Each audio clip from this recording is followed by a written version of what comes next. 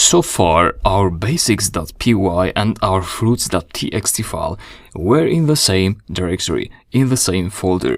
That allowed us to only write the name of the file in the basics.py file.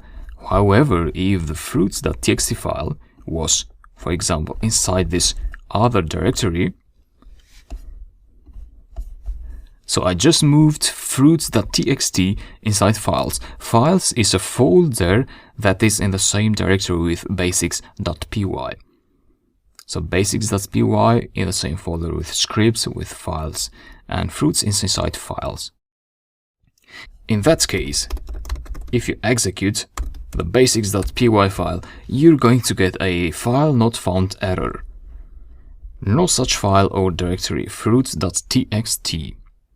And that is true, there's no fruits.txt in the folder where basics.py is.